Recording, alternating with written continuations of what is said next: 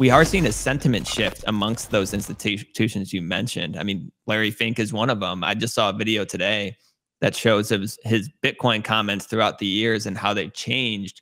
And now he's calling it a flight to quality on national television. I mean, it's amazing to see that transformation coming from one of the most powerful people in TradFi. How do you think, this next cycle is going to look a lot different than the last cycle? And it's going to bring in a lot of new people, a lot of new entrants, a lot of new institutions.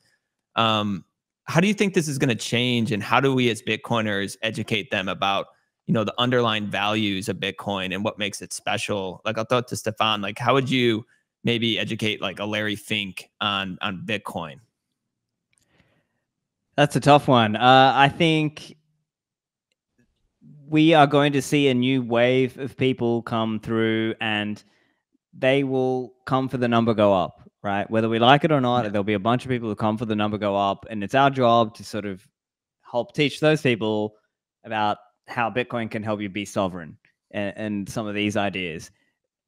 Now, how do you do that? That's a hard question. Sometimes it's a matter of sort of explaining to somebody that this is what makes Bitcoin special, that the fact that you can do this.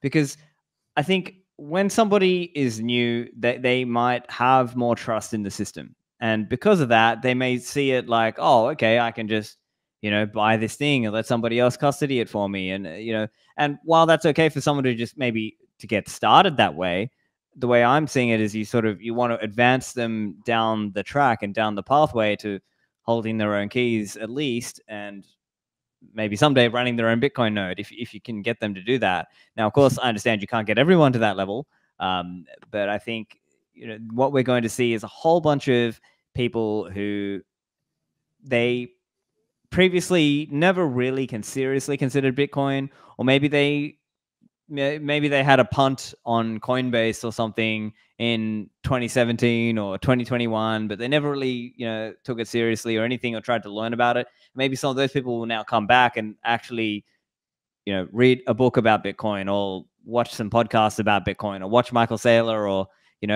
our course. Come to our course. Welcome to Bitcoin, right? Maybe they'll now finally actually go through that course and be like, whoa, actually, yeah, maybe it's time for me to actually go to Swan and learn about that. Like, so I think there are different angles.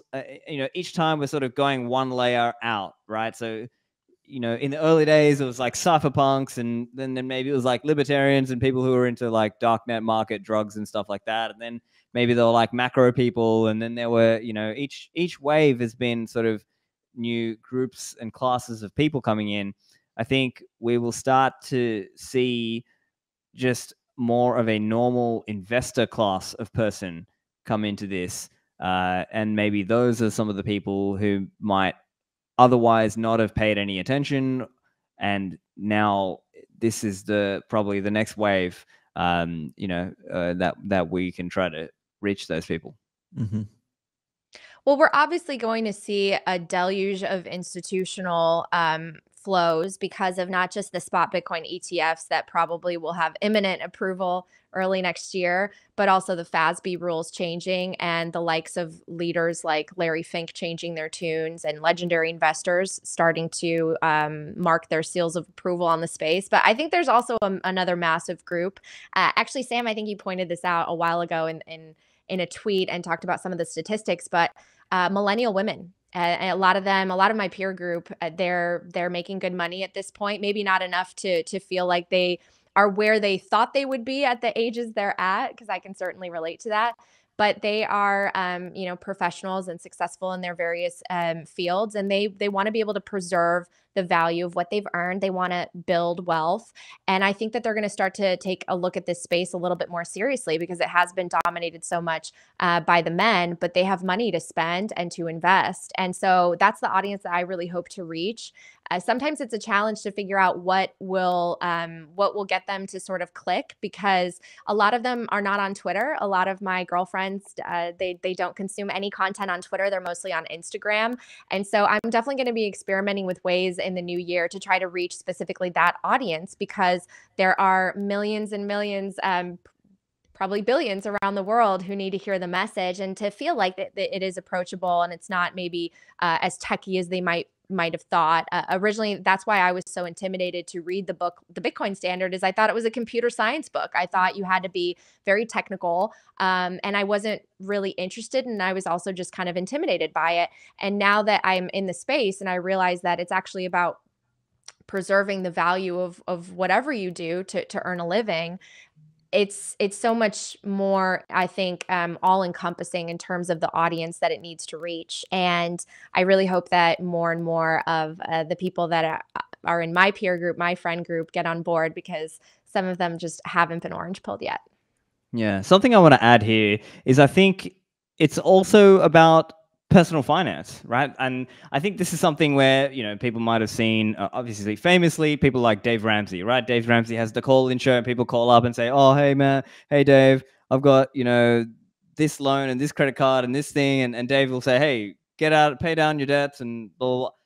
I think there's a lot of people who just, even in the fiat world, aren't good with money, aren't good at saving. And Bitcoin changes people. So once that person starts, once they come and go to welcome to Bitcoin, swan.com/welcome, they start, then maybe they can start saving. But I think there's a lot of people who are just living paycheck to paycheck. And some of those people are people who are earning a decent amount, right? They're not just like having a very, very low income. They have a certain level of income, but they're just spending above. They're not learning to live within their means. And I think that's really, as you start to learn, then you start to realize, oh, okay, I need to live within my means. Okay, I'm earning this much, I'm spending that much, and I'm saving that much into Bitcoin. So I think that personal finance journey that a lot of people have to go on, that's going to be in front of them. Now, I think Bitcoin in earlier years, it might have appealed to people who were already savings type of people, and so I think that's going to be an important journey for a lot of people in the cycles to come, not just this coming cycle, but this future cycles, is just learning to become a saver. Well, it's we're gonna see so many of these worlds come together. Obviously, some of the headlines do the marketing for Bitcoin itself when it comes to international hyperinflation levels and authoritarianism and people not able to access money in the bank accounts.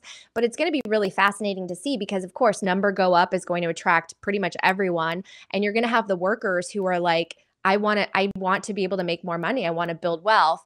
Then you're also going to have the people at top who obviously want to build and preserve their wealth, but also they don't want it confiscated. And I met someone recently who's part of a very, very wealthy family, a retail giant in this country, and she was worried because the bank would ask her when she's taking out, let's say, withdrawals. They're asking, well, what does she need that money for? And she feels like they're kind of becoming a little bit more pervasive in terms of their monitoring and wanting to potentially not allow her to access her funds. And so she was like, well, I like Bitcoin's unconfiscatability. And it was ironic because I was at the Unconfiscatable conference. So it will be really interesting to see how the rich, the poor, and everyone in between are going to come to the value that Bitcoin offers.